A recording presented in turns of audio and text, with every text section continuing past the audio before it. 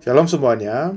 Sesi ini adalah sesi untuk penderitaan orang Kristen dan apa yang untung daripadanya. Mazmur 119 mulai ayat 65 kita baca dulu. Kebajikan telah kau lakukan kepada hamba-Mu, ya Tuhan, sesuai dengan firman-Mu. Ajarkanlah kepadaku bijaksanaan dan pengetahuan yang baik, sebab aku percaya kepada perintah-perintah-Mu. Sebelum aku tertindas, aku menyimpang. Tetapi sekarang aku berpegang pada janji-Mu. Engkau baik dan berbuat baik. Ajarkanlah ketetapan-ketetapan-Mu kepadaku. Orang yang kurang ajar menodai aku dengan dusta, tetapi aku dengan segenap hati aku akan memegang titah-titah-Mu. Hati mereka tebal seperti lemak, tetapi aku, Taurat-Mu ialah kesukaanku. Bahwa aku tertindas itu baik begitu, supaya aku belajar ketetapan-ketetapan-Mu. Taurat yang kau sampaikan adalah baik begitu, lebih daripada ribuan keping emas dan perak. Sampai 72 kita baca. Saudara, kata penganiayaan atau penderitaan memang kita mau menghindarinya. Terasa beban, keinginan, tidak mau mengenanya. Tetapi sebetulnya penderitaan, penganiayaan itu akan membawa banyak yang keuntungan. Jika kita tahu keuntungannya, kita akan mengenal bahwa ini bukan sesuatu yang kami menghindari, tetapi harus menghadapi dan menerima sesuatu daripadanya.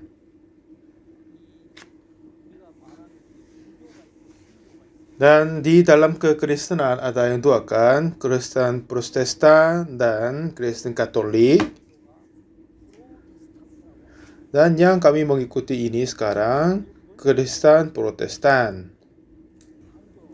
Dan itu yang Protestantisme itu berarti tentang yang melawan dan berlawan.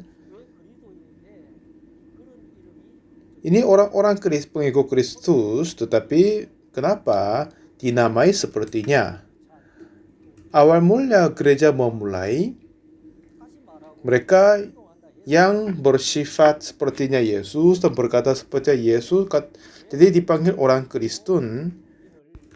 Dan juga, kenapa mereka membagi dua orang Kristen sebagai orang Katolik sama orang gereja Protestan dan memberi nama Protestantisme? Karena pada saat Martin Luther mengatakan reformasi Protestan, dia menulis ke 95 dalih dari Luther dan dengan itu melawan gereja Katolik.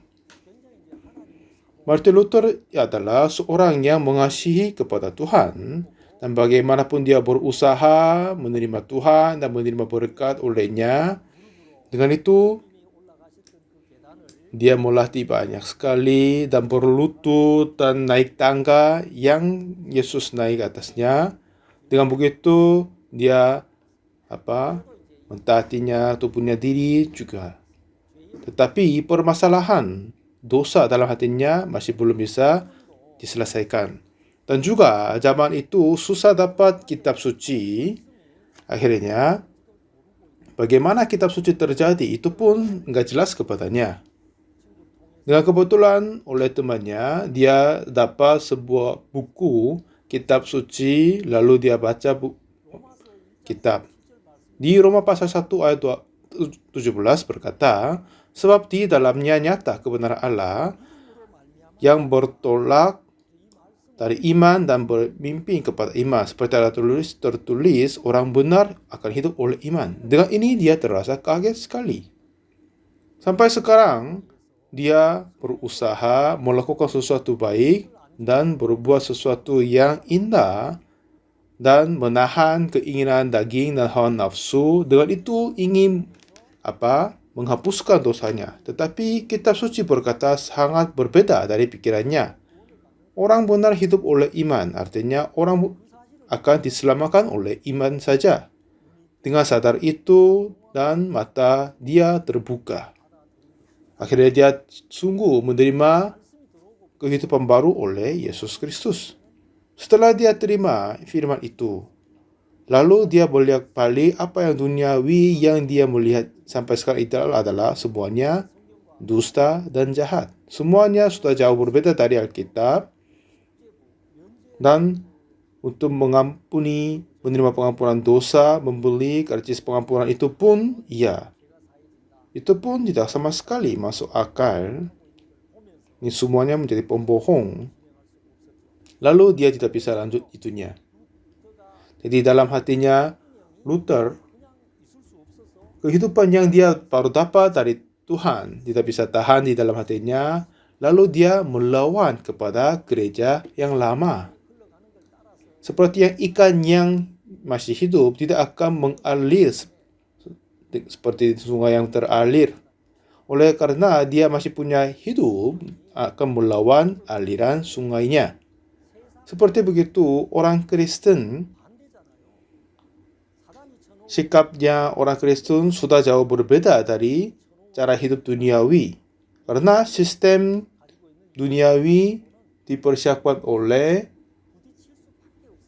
iblis yang penguasa kerajaan angkasa sudah jauh berbeda dari cara hidup orang Kristen. Akhirnya, apa yang mereka menamakan orang Kristen adalah Protestan, artinya mempunyai hidup di dalamnya. Jika kita mempunyai hidup dan melawan dengannya, akhirnya akan tetap mengikuti penderitaan, penganiayaan, yang begitu. Tetapi penganiayaan dan penderitaan itu adalah hal-hal yang sangat berharga. Jadi jika kita orang Kristen, selama kita menerima penderitaan, dengan itu ada banyak hasil rohani dari Tuhan. Jadi beberapa tahun yang lalu, 3 tahun yang lalu, tahun 2017, sudah ada yang hari untuk mengingat kembali untuk ke-500 tahun setelah terjadi reformasi Protestan oleh Martin Luther kan. Jika Martin Luther tidak mengatakan hal itu, tidak melawan kepada gereja yang lama itu, pekerjaan Injil sampai sekarang ini tidak akan terjadi. Jadi dengan penderitaan kepada orang Kristen, banyak yang Tuhan ingin menyatakan kepada kehidupan kita. Dan kuasa Tuhan Yesus pun dapat menyatakan kepada orang-orang Kristen dan pada saat mereka melawan kepada keadaannya. Dan sekarang banyak orang mereka menyetujui keadaannya. Akhirnya mereka hidup sebagai secara manusiawi saja. Tetapi jika seseorang sungguh dipimpin oleh kebenaran Allah dan Roh Kudus, pasti akan mengikuti penganiayaan, penderitaan, tetapi pasti akan dapat hasilnya, buahnya yang baik sekali. Seperti di Mordekai, jika dia sujud menyembah kepada Haman, itu gampang, tetapi dia tidak sama sekali melakukannya, dia melawan kepadanya. Dan lalu Haman merasa marah sekali, itu memberi penghukuman mati kepada Mordekai saja itu ringan sekali. Akhirnya dia merencanakan untuk membunuh seluruh bangsa Yahudi, lalu mengecam materai oleh cincin materai rajanya. Dan oleh sebab itu, Mordekai mendorong kepada Esther yang mempunyai kehidupan di dalamnya, tetapi tetap tinggal di dalam keadaannya. Lalu dia dapat menuju ke Raja Ahasuerus. Dengan begitu, kelihatannya keadaannya sulit dan akan datang waktunya semua orang Yahudi di negaranya akan dibunuh sekitarnya. Tetapi oleh sebabnya Esther, semua keadaannya terbalik, orang Yahudi tetap selamat, Hamannya dibunuh, dan Mordekai menjadi penguasa di negaranya, lalu mengadakan hari raya Purim, dan semua berkat datang kepada mereka. Dan yang melawan kepada orang-orang Yahudi semua tetap kalah, ya kan? Sepertinya begitu, daya kehidupan dari orang Kristen tidak akan tahan, tidak hanya menunggu di dalam hati orangnya. Kepada keagamaan yang tersesat pun juga sama, dan juga kepada aliran duniawi pun kita tetap melawan.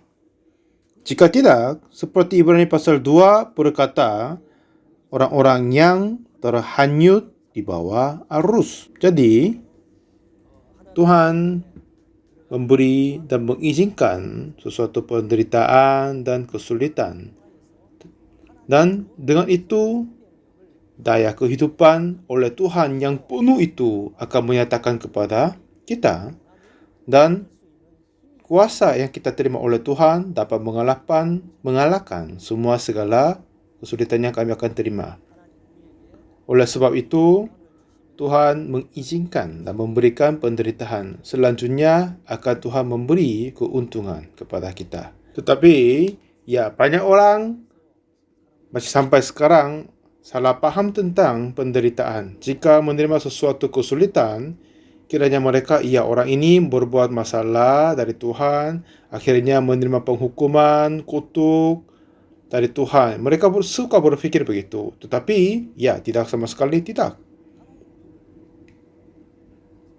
Tuhan memberi sesuatu kesulitan biar bertumbuh kita. Ini yang kebutuhannya. Tetapi kita membagikan sesuai dengan pemahaman kita, ya kan? Yang baik atau yang jahat. Jadi pada saat orang-orang Israel pergi ke tanah Mesir, mereka berani datang karena keluar dari yang penguasa namanya Yusuf, dan mereka sudah mendapat tanah yang terbaik, kehidupannya tetap baik. Tapi setelah Yusuf mati dan keturunannya beberapanya mati, akhirnya mereka menerima penganiayaan, lalu menjadi hamba di sana. Dan kehidupan yang sulit capek dimulai di sana. Dan kenapa Tuhan izinkan penderitaan, kesulitan itu kepada orang Ibrani? Dan Mesir itu berarti duniawi, ya kan? Dan selama kita manusia mempunyai tubuh, masih mempunyai keinginan kepada tubuh jasmani dan manusiawi dan duniawi. Dan Tuhan telah memberi janji kepada Yakub bahawa tanah Kanaan ini adalah penuh dengan susu dan madu, dan kalian akan dikembalikan di sini. Sesuai dengan janjinya, mereka harus siap-siap untuk menuju ke sana. Tetapi orang Israel sudah menetap di Mesir dan senang di sana. Ini sebabnya Tuhan izinkan penderitaan. Oleh sebabnya penderitaan itu, mereka tidak mau tahan tinggal di dalam tanah Mesir. Akhirnya mereka ingin dan merindu kepada tanah Kanaan. Jadi mereka sangat-sangat merindu kepada tanah Kanaan dan teringat tentang firman dan janji oleh Tuhan. Waktu itulah saatnya Musa datang dan memimpin mereka keluar dari Mesir. Walaupun begitu, pada saat mereka menerima sedikit kecil permasalahan, masih ingin kembali ke Mesir, ya kan? Dan dengan penderitaan, kesulitan yang Tuhan izinkan kepada mereka, dengan itu janji Tuhan kepada mereka menjadi ternyata. Jadi hati kita tidak akan terhanyut, tetapi kita harus melawan keinginan daging, hawa nafsu, dan memulai bersekutu mendalam dengan Tuhan. Akhirnya Tuhan memberi penderitaan kepada kita. Jadi semakin kita menghadapi kepada firman Tuhan, banyak kali kita menemukan pemahaman kita tentang penderitaan banyak yang bersalah. Jadi Tuhan izinkan melebarkan dan menambah pendalaman kerohanian kepada kita. Efesus 3 ayat 19 berkata, dan dapat mengenal kasih itu sekalipun ia melampaui segala pengetahuan. Aku berdoa supaya kamu dipenuhi di dalam seluruh kepenuhan Allah. Jadi lebar, panjang, dalam, yang dengan sisi apa saja pun Tuhan mau melebarkan dan memperluaskannya. Daud pun berdoa di Mazmur 61 ayat ketiga berkata, dari ujung bumi aku berseru kepadamu, karena hatiku lemah lesu. Tuntunlah aku ke gunung batu yang terlalu tinggi bagiku. Jadi apa? Hendak Daud adalah tinggikan dia, bukan posisinya, jabatannya. Tetapi dia tidak lagi tertinggal di dalam cara hidup manusiawi, tetapi ia ingin sekali hidup secara rohani, secara iman, secara setinggi pandangannya Tuhan. Memang kita butuh pendalaman, pemahaman. Dan kelautan juga, semua kelautan di sini yang lain sudah berbeda. Seperti begitu, pendalaman kerohanian iman kita pun sudah jauh berbeda. Dan semakin mendalam kita mempunyai iman, kepercayaan, dan kita dapat menerima banyak, dan untuk itu Tuhan memberi kesempatan penderitaan, penganiayaan biar kita dapat bertumbuh sampai kepenuhannya. Untuk itu, apa yang kita butuh adalah Tuhan mengizinkan penderitaan biar kita bertumbuh. Dan satu lagi adalah, setelah kita menerima keselamatan Tuhan, ada banyak hal yang kita terima, jadi menjadi pengetahuan bagi kita. Semakin banyak kita dengar dan mengetahui, lalu salah paham bahwa itu menjadi milikku dan menjadi imanku. Dan Tuhan berkata, ya, apa yang kau dengar tidak semuanya menjadi milikmu, tidak semuanya menjadi imanmu, daya kepercayaanmu. Dan ada yang berkata, yang dari pemahaman dan percaya butuh puluhan tahun. Ada yang suka berkata begitu kan?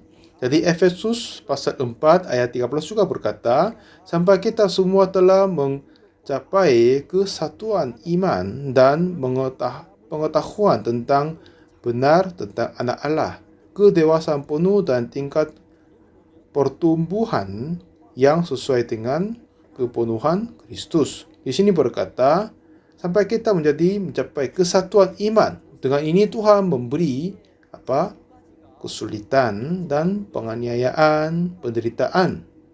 Jadi banyak orang walaupun mereka tidak sungguh percaya tetapi hanya mengetahui, menjadi pengetahuan menganggap iman walaupun belum. Jadi selama saya melayani misionaris, dan apa yang saya terasa adalah siapa harus kerja di dalam pelayan misi ini. Awal mulanya, saya yang bekerja di dalamnya. Tapi satu ketika saya terasa seperti puji nyanyi yang saya suka bernyanyi, setelah saya mempunyai beban dan tidak tahan akan terjatuh, siapa yang membelas kasihan dan menyelamatkan adalah Tuanku Yesus Kristus. Ya, penderitaan, penganiayaan, kenapa hal ini terjadi? Kenapa diizinkan oleh Tuhan? Karena pekerjaan ini dianggap diriku sendiri. Betapa besarnya daya kehidupan Yesus Kristus hidup di dalamku. Tetapi saya tidak pakai itu mengandalkan diri sendiri. Tuhan mau melepaskan itu daripadaku. Seperti buli-buli yang minyak wangi harus dipecah, akhirnya wangi itu terbuka. Seperti begitu, tidak yang kita sendiri kerja, tapi Yesus dapat kerja di dalamnya. Untuk memperbarui itu, yang kebutuhan adalah penderitaan. Lalu saya sadar bahwa pelayanan misi, misioner, dan memberitakan Injil ini tidak akan terjadi dengan kekuatanku diri sendiri. Dengan di dalam minyak yang berada di dalam buli itu tidak dapat berwangi. Lalu saya mendapat lepas dan percaya itu, saya merasa senang dan berbahagia. Ya, bukan aku yang melayani, tapi Yesus. Bukan aku memperbarui jiwa yang baru ini, bukan aku, tapi Yesus. Jadi Yesus yang ada di dalam hatiku dapat kerja. Saya mempunyai harapan baru tentangnya. Akhirnya, pekerjaan yang tetap sama tetapi tidak dianggap beban kepadaku. Jadi Tuhan sungguh berkata, marilah kepadaku semua yang letih lesu dan berbeban berat. Aku akan memberi kelegaan kepadamu. Ya, itu hanya saya tahu secara pengetahuan. Tetapi ini bukan hanya perkataan dari Yesus saja. Jika kamu melakukan itu menjadi berbeban berat, tetapi berikan kepadaku, aku akan tanganinya. Kamu akan istirahat. Jadi, untuk memperbarui hubungan Yesus sama kita adalah penderitaan, penganiayaan, dan bagaimanapun aku berfikir tentang permasalahan yang saya menghadapi dalam pelayanan misi itu tidak sama sekali bisa. Tetapi Yesus dapat menyelesaikan dan mengatasinya. Jadi, dengan begitu saya memindahkan hatiku kepada Yesus, dapat istirahat, lalu memuji Tuhan, dan dapat hasilkan buah dari pekerjaan Yesus Kristus. Jadi, apa yang kita mengetahui dan apa yang kita percaya itu jauh beda. Ayub 42 ayat 5 pun berkata, hanya dari kata orang saja aku dengar tentang engkau, tetapi sekarang mataku sendiri memandang engkau. Jadi biasanya kita berkata bahwa, ya, aku dengar tentangmu seperti ini dan yang lain. Suka kita bisa berkata begitu. Ayub juga berkata, aku pernah dengar tentang engkau Tuhan, tetapi tidak hanya levelnya dengar, tetapi aku dengan mataku memandang engkau. Jadi ini menjadi alasan kenapa Ayub menerima semua segala penderitaan. Jadi Tuhan sungguh menyatukan kita dengan Tuhan. Tuhan sungguh menyatukan kita dengan firman Tuhan.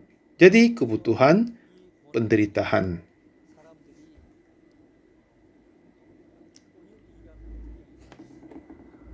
Dan kalau gitu ada yang berkata, apakah penderitaan ini senang kepadamu? Ya, memang tidak senang. Tetapi itu yang keuntungan, yang baik. Jika kita berfikir tentang keuntungan dan kebaikan, ya sangat-sangat dibutuhkan. Jika kita suka atau tidak, ini memang dunia tentang perasaan. Jika kita melepaskan perasaan itu, akan kita dapat menghasilkan semuanya sesuai dengan keuntungan. Dengan itu, kita dapat melakukan semua segalanya.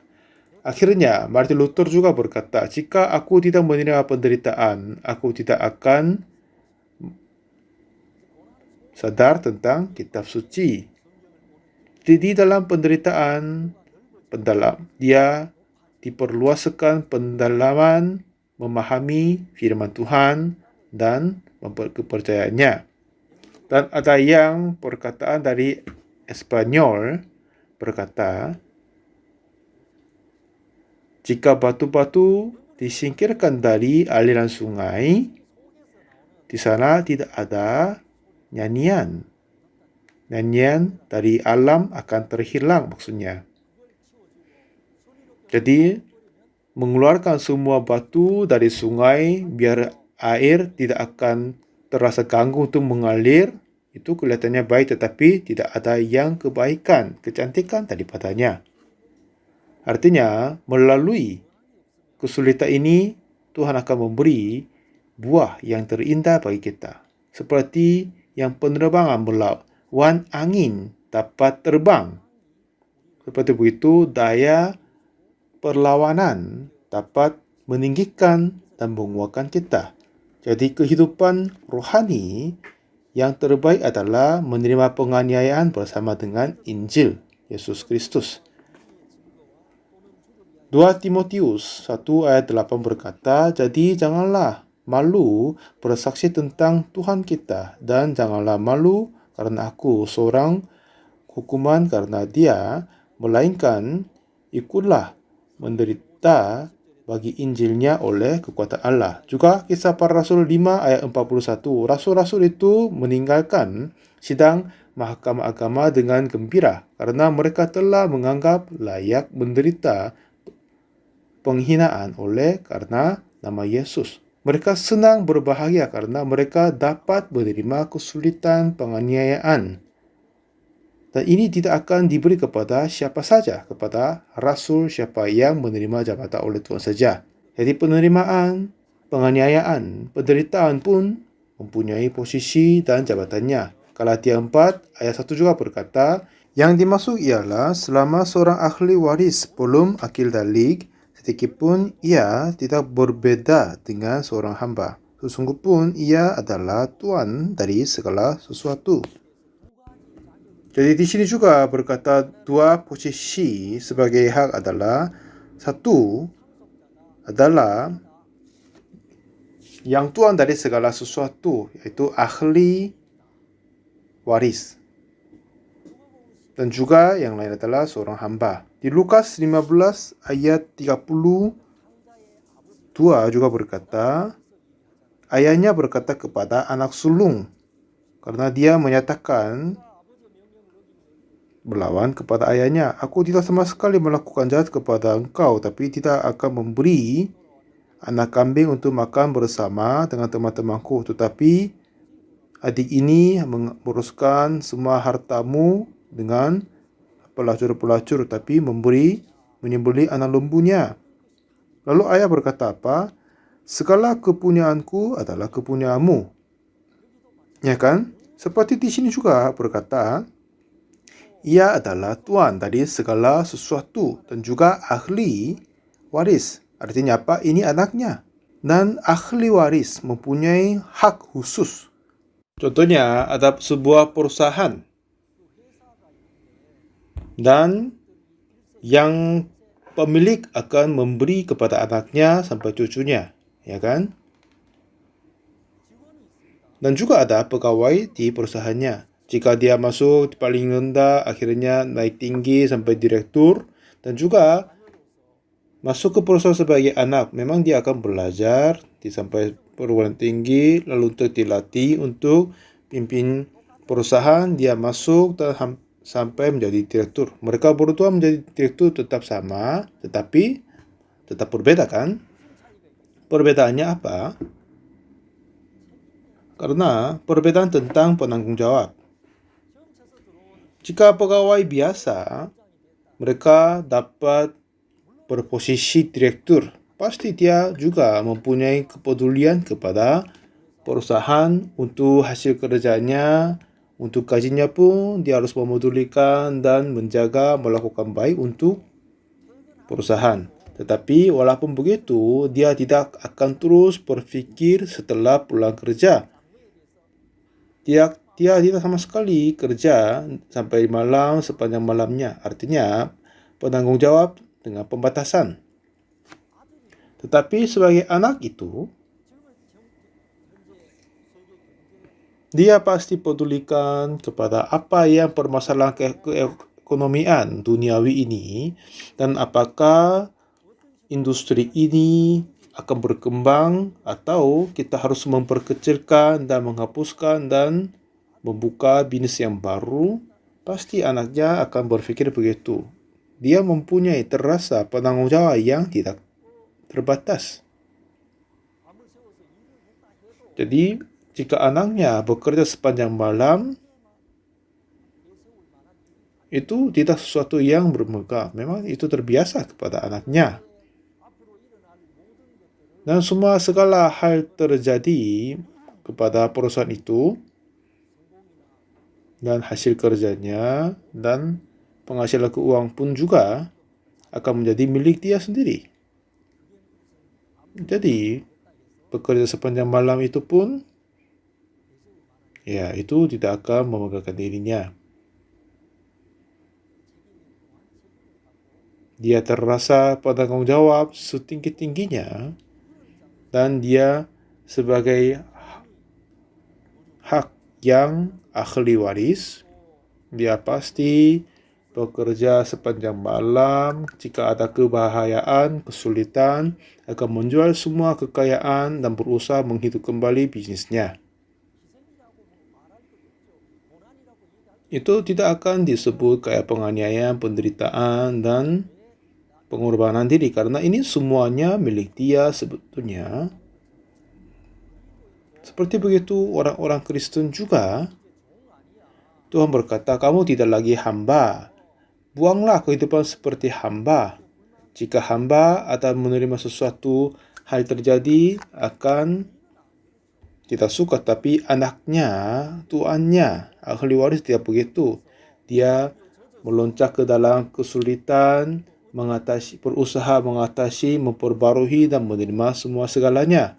Jadi penderitaan pun dengan senang hati dan menerima dan mengatasinya. Dengan begitu menerima daya kehidupan dan keuntungan dari Yesus Kristus. Jadi anak-anak dari Nuh juga, mereka pun merasa penanggungjawab tidak terbatas dan cukup panjang waktu mereka membangun bahtera. Dan pekerjaan panjang itu terasa penganiayaan, penderitaan kepada mereka. Tapi apa yang mereka dapat berpikir adalah mereka sungguh percaya kemuliaan yang akhir-akhirnya mereka terima. Jadi kemuliaan itu akan menjadi setinggi-tingginya terasa kepadanya. Tidak akan diganti dengan yang lain. Jadi penderitaan yang kami mengalami ini adalah bersama dengan Yesus. Roma 8 ayat 17 juga. Dan jika kita adalah anak, maka kita juga adalah ahli waris. Maksudnya orang-orang yang berhak menerima janji-janji Allah yang akan menerimanya bersama-sama dengan Kristus. Yaitu jika kita menderita bersama-sama dengan Dia supaya kita juga dipermuliakan bersama-sama dengan Dia.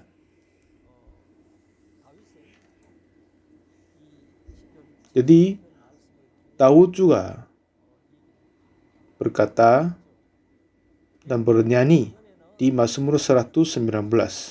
Sebelum aku tertindas, aku menyimpang, tetapi sekarang aku berpegang pada janji-Mu. Jadi sekarang dia tidak lagi percaya perasaannya. Dia tidak lagi percaya pengetahuan, pengalaman, tetapi dia hanya menjaga dan pegang pada janjinya. Artinya janji firman Tuhan tetap menjaga kehidupan Daud. Jadi melalui tindas dia belajar banyak hal, belajar tentang ketetapan-ketetapannya juga. Apa saja yang terjadi kepadanya, semuanya akan terjadi sesuai dengan firman Tuhan. Janji Tuhan ini belajar Daudnya. Artinya sebelumnya walaupun ada penerimaan, kesulitan, dia akan melakukan sesuai dengan pengalaman dan pengetahuan diri. Tetapi setelah menerima tertindas penganiayaan, kesulitan, akhirnya belajar pegang janji Tuhan dan ketetapan-ketetapan Tuhan. Dan pendapat dari firman Tuhan sajalah dapat menjaga dia. Itu Daud dapat belajar. Ayat 71 pun berkata bahwa aku tertindas itu baik begitu, supaya aku belajar ketetapan-ketetapan-Mu. Dan ayat 70, hati mereka tebal seperti lemak, tetapi aku, Taurat-Mu, ialah kesukaanku. Hati mereka tebal seperti lemak, katanya. Jadi, menjadi gemuk, manusiawi, penuh dengan perasaan, keinginan daging. Tetapi Daud, semua yang lemak tebal itu telah dikeluarkan. pendapat manusiawi, keinginan daging sudah dikeluarkan semuanya. Akhirnya, apa yang Daud dapat belajar adalah melalui tintas, adalah ketetapan-ketetapan Tuhan. Setelah seseorang belajar ketetapan dari Tuhan, pada saat waktunya terdarurat akan tetap mengikuti kepada ketetapan oleh Tuhan. Memang tidak selalu kita mengalami, tidak setiap hari kita mengalami situasi terdarurat. Memang hari-hari biasa akan hidup seperti biasa, okey ya kan? Tapi seperti Yeremia pasal 12 juga berkata, ya, dan jika di negeri yang damai engkau tidak merasa tertentram, apakah yang akan engkau berbuat di hutan belukar sungai Yordan? Jadi kenapa kita harus belajar ketetapannya? Karena bukan situasi normal, tetapi pada saat sangat-sangat yang sangat darurat, pada saat hutan belukar sungai Yordan, seperti begitu, jika seseorang tidak belajar ketetapan, apa yang kau dapat melakukannya? Jadi, di dalam kehidupan kita tidak selalu menerima kesulitan, tetapi pada hati yang sangat-sangat istimewa, yang darurat, waktu itu kita tidak belajar untuk ketetapannya, itu akan menjadi masalah terbesar. Sepertinya di Hong Kong ada banyak waduk yang penyimpanan air bersih untuk memberi masyarakat biar minum. Itu bersih sekali kualitasnya, dapat langsung diminum dari air pumpnya. Sudah beberapa tempat yang cukup sekali untuk muat masyarakat Hong Kong, tapi satu ketika saya dapat melihat sesuatu yang tidak mengerti. Kira saya setelah dapat air hujan dan simpan di waduk dan membersih, dan itu sudah cukup sekali untuk mengkonsumsi kepada penduduk Hong Kong. Tapi mereka selalu membeli air sungai dari tanah besar China itu. Setelah mereka membeli air sungai, lalu menimpan di dalam waduk, akhirnya kalau sudah cukup, membuang ke laut. Saya merasa aneh, kenapa membeli air dari China? Apakah air waduk itu sudah cukup enggak? Katanya pegawai ini sudah cukup, tetapi katanya biasanya sekali 10 tahun rata-rata ada kekurangan airnya. Jadi terkadang sekali 10 tahun pun ada kekurangan air, itu enggak nyaman kepada penduduk di Hong Kong. Jadi untuk sekali penggunaan dalam 10 tahun, mereka terus beli air sungai dari China dan membuang. Tapi itu dapat dipergunakan sekali dalam 10 tahun. Untuk hanya satu kali, itu penggunaan itu saja menginvestasi selama 10 tahun lamanya. Saya terkaget juga. Jika kita berfikir tentang kehidupan rohani, kadang kesulitan yang hebat yang tidak bukan main itu sempat terjadi di dalam kehidupan kita. Dan itulah saatnya kita pasti mengandalkan kepada firman Tuhan dan melewatinya. Tetapi pada saat itu masih kita tidak belajar firman Tuhan, masih ketetapan-ketetapan Tuhan, Taurat Tuhan tidak berada di dalam hati kita. Bagaimana hal itu terjadi? Pasti menjadi sulit sekali. Kenapa Daud dapat berkata, bernyanyi seperti yang begitu, bahwa aku tertindas itu baik begitu supaya aku belajar ketetapan-ketetapanmu. Di dalam kehidupan seperti Daud, saya dapat merasa dan memahami bagaimana dia dapat bersaksi begitu. Ya, memang Daud juga seorang yang percaya Tuhan, tapi satu ketika dia juga teralir seperti keadaan. Itulah pada saat dia dikejar oleh Saul dan kiranya dia akan mati. Saya juga setelah saya diutus sebagai misionaris di Cina, saya terdengar banyak sekali kabar-kabar yang kaget dan menakutkan, dan saya terasa kehidupanku mungkin menjadi pendek. Saya terasa begitu. Daud juga pada saat dia berada di dalam penganiayaan oleh Saul dan dia terusir dan kabur darinya. Lalu satu ketika dia tertinggal di kota dalam Ziklag, tetapi pegawainya di sana tidak suka penerimaan Daud ke sana karena mereka memusuhkan negara Israel. Jadi Daud hanya tertinggal di dalam kota Ziklag sama istri, anak-anak, dan anak buahnya semuanya. Lalu apa yang terjadi kepadanya? Kota Ziklag telah terbakar dan dicuri semua oleh orang-orang Amalek. Dan mereka menangis sampai capek tidak bisa menangis lagi. Dan juga anak buahnya, yang mereka adalah apa? Seseorang yang tidak dapat pergi ke mana-mana, mereka yang berhutang, mereka yang sedih kumpul kepada Daud, dan Daud melindungi mereka dan membesarkan mereka juga kan. Tetapi pada saat kesulitan terjadi kepadanya, kata mereka, kita guna ini. Oleh sebabnya Daud, kita sudah kalah, sudah hilang anak, sudah anak istri, kekayaan pun sudah diambil orang Amalek. Nah, akhirnya mereka membantu Daud dan membunuhnya. Dan Daud pun terasa sedih, menangis terusnya. Jika kita berada di dalam keadaan seperti ini, apa yang kita akan melakukan? Coba bayangkannya. Kiranya aku, pasti lebih baik saya mati sekarang ini. Lebih baik kita semua mati di sini, mengakhiri kehidupan di sini aja. Kemungkinan terasa panas hati dan sedih sekali dan kecewa. Pasti terasa, begitu kan?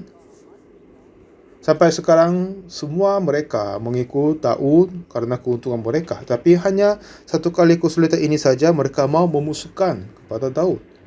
Dan bagaimana Daud melepaskan kesulitan ini? Sesungguhnya Daud tidak sama sekali mempercaya pendapat diri dan pengetahuan diri. Kenapa? Karena dia sudah pernah belajar ketetapan Tuhan. Selalu dia berpikir, ini akan terakhir kehidupannya, tapi itu tidak sama sekali menjadi terakhir kepadanya. Kiranya perasaannya, pasti ini adalah kesulitan terbesar, pasti akan selesai sekarang ini, walaupun saya diurapi, tetapi oleh sebabnya Saul saya akan mati di sini. Selalu dia berpikir begitu, tetapi sampai sekarang dia tidak dibinasakan. Kapan saja dia berada di dalam penganiayaan, penderitaan, Tuhan tetap menjaganya. Pada saat Daud sama anak buahnya kabur dan diam di dalam gua, dan Saul masuk ke situ, tapi dia tidur itu masuk di depannya saja. Dan sepertinya begitu, walaupun berada di dalam kesulitan, kebahayaan, tapi tetap Tuhan menjaganya. Akhirnya Daud dapat menerima hati bahwa Tuhan tetap menjaganya. Tetapi pada saat yang menerima sangat kesulitan dan tidak sama sekali tidak sama sekali ada jalan keluar lagi, kita dapat lihat bagaimana Daud melepaskan keadaan sulit itu. Dia menuju kepada Tuhan dan bertanya kepadanya. Artinya apa? Bagaimanapun dia melihat situasinya, tetapi itu tidak sesungguhnya ternyata. Itu pun tidak dapat dipercayai. Itu hanya pendapatku saja. Ini hanya perasaanku dan pengalamanku saja. Tetapi jika kita menuju kepada Tuhan, apa yang Tuhan berkata itu jauh berbeda dari pendapatku. Jadi, harta yang terbesar dia belajar oleh Tuhan, yaitunya ketetapan dari Tuhan dan Taurat dari Tuhan. Lalu dia disuruh membawa ebo dan berpakaian itu dan tanya kepada Tuhan. Dan berkata, haruskah aku mengejar gerombolan itu? Akan dapatkah mereka ku susul? Tapi apa? Tuhan berkata, oh sudah terlambat. Tidak begitu kan? Katanya Tuhan, kejarlah sebab sesungguhnya engkau akan dapat menyusul mereka dan melepaskan para tawanan. Dengan jawab dari Tuhan, hikmat dari Tuhan, dia kejar mereka. Dan juga tidak memaksakan anak buahnya. Jika yang terlalu capek nggak bisa ikut, ya biar dia istirahat. Yang luka, biar dia mengobati dulu. Karena apa? Tuhan telah berkata dalam firman-Nya, ya engkau akan dapat menyusul mereka dan melepaskan para tawanan. Jadi, di kepercayaan ini, dalam perjalanannya bertemu seorang anak kecil dari Amalek, lalu menyusul orang-orang Amalek dan melepaskan semua tawanan.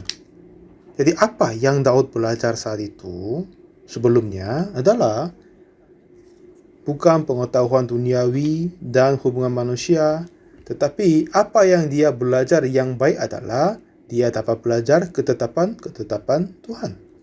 Saya juga diutus sebagai misionari ke China tahun 94. Saya terasa senang dan berbahagia dan syukur bagi Tuhan. Tetapi dalam 5 tahun tertangkap polisi Cina. Ya, baru mau memulai memberitakan Injil dan persekutuan baru dibentuk.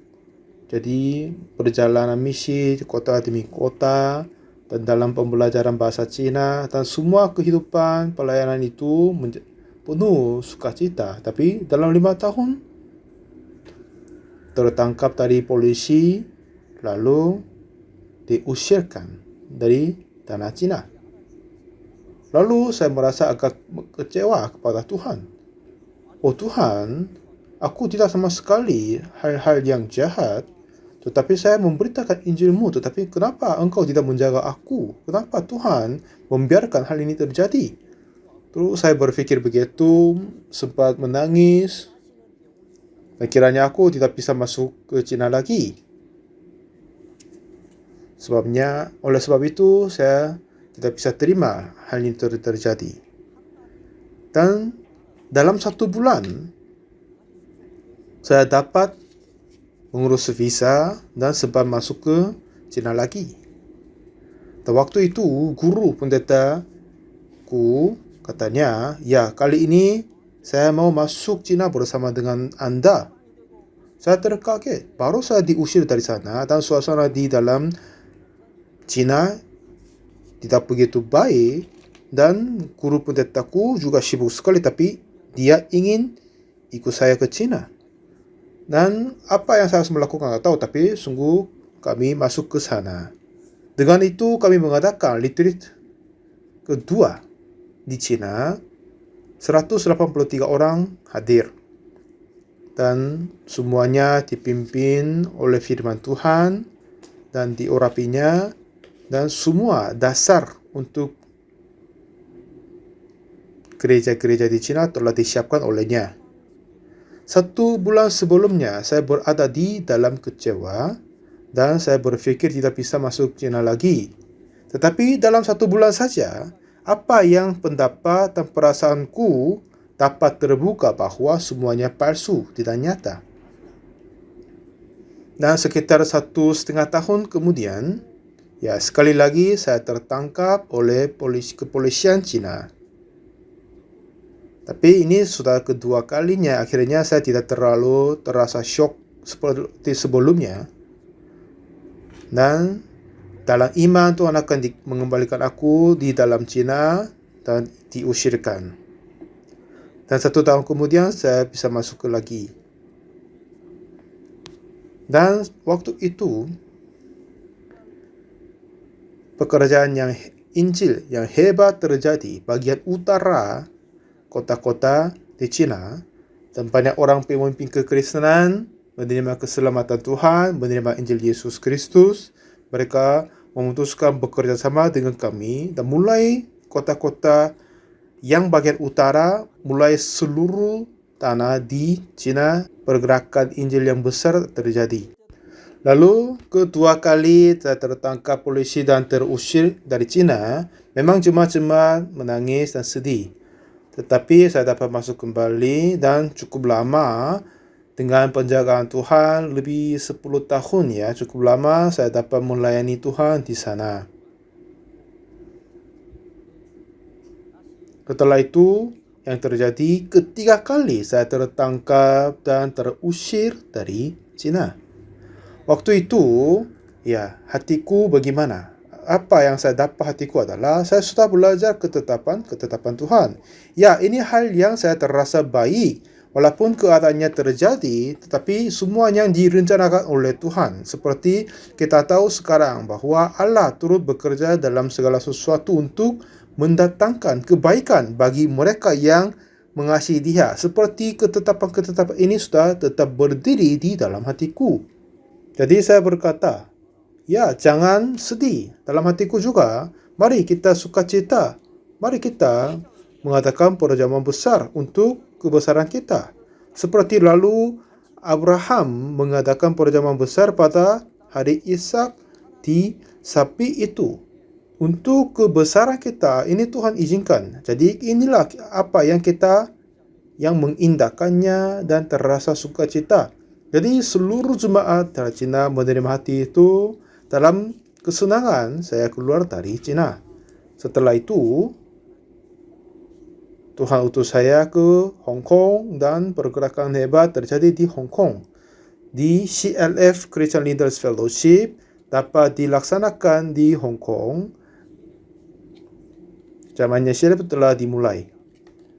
Banyak hamba-hamba Tuhan interdenominasi, tidak tertentu di antara denominasi, tapi semua yang para hamba Tuhan kumpul dan berjudul kita kembali kepada Tuhan, firman Tuhan, dan berkumpul di satu tempat.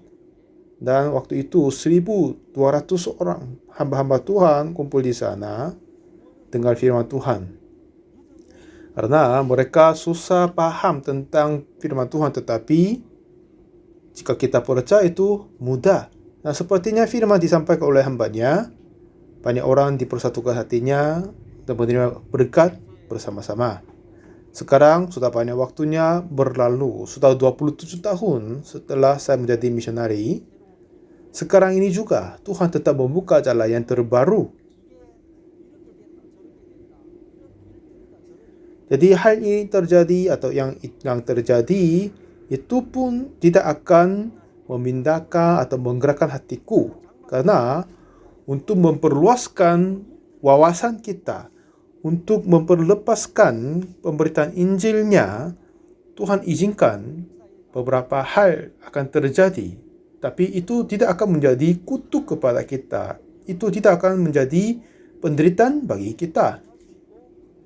Jika kita berada di dalam perasaan dan pendapat diri, kita menganggap itu adalah kesulitan dan kutuk. Tetapi dengan ketetapan yang Tuhan memberikan melalui penderitaan ini, apa yang kita dapat sesungguhnya apa yang hati dari Tuhan. Seperti Roma 8:28.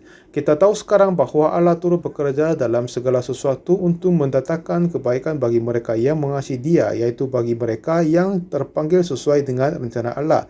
Jika kita tetap percaya, ini juga semua hal terjadi di dalam kehidupan kita, itu tidak akan terasa sedih karena akan mendatangkan kebaikan kepada kita yang Tuhan mengasihi, ya kan? Jadi, pada saat kita mengalami sesuatu penderitaan, mari kita maju kepada hamba Tuhan yang sudah belajar ketetapan oleh Tuhan. Pasti mereka akan berkata, inilah hal-hal yang baik. Memang kita susah dimengerti, tetapi mereka sudah belajar ketetapan Taurat hati dari Tuhan. Akhirnya mereka tidak berpikir sesuai dengan perasaannya, keadaannya. Mereka tetap kuat dan teguh, ya kan?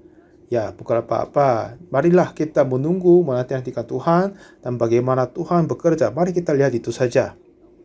Daud juga bergema karena dia belajar ketetapan itu, Tauratnya, dan ketetapan itu membuat Daud dari seorang anak kecil gembala kambing domba lalu menjadikan raja Israel. Jadi pada saat waktu yang khususnya ada yang belajar ketetapan, yaitu Daud menjadi raja. Tapi Saul yang tidak bisa belajar ketetapan Tuhan, dia walaupun dia sudah menjadi raja tapi telah diusirkan.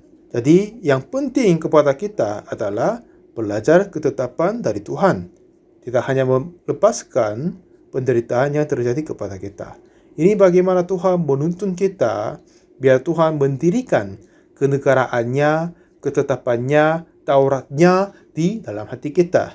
Akhirnya Daud juga berkata bahwa aku tertindas itu baik begitu, supaya aku belajar ketetapan-ketetapanmu. Jadi seperti yang tertulis di dalam hatinya Daud, di dalam hatiku, di dalam hati saudara semua, pada saat kita merasa susah, tapi setiap saat itu Tuhan tetap memberi firman-Nya, ketetapannya. Itu telah jelas dalam hatiku dan tertinggal di dalam hatiku.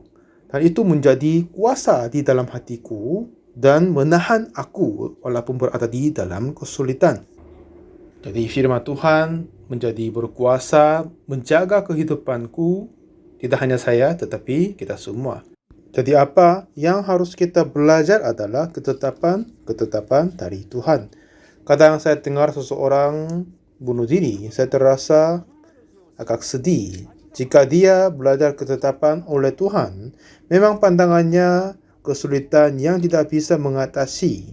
Tetapi itu pun masih perasaan dia sendiri, pendapat dia sendiri. Jika dia melebihi daripadanya oleh ketetapan Tuhan, kesulitan, penderitaan, yang kesusahan dia mengalami sekarang ini dapat menyelesaikan oleh Tuhan dan menerima kehidupan yang terbaru. Sesungguhnya apa yang kita sungguh belajar adalah ketetapan oleh Tuhan. Jika begitu, apa saja kesulitan yang kita mengalami, pasti kita akan melepaskan dan mengatasinya. Terima kasih banyak dengar sampai sekarang ini. Terima kasih banyak.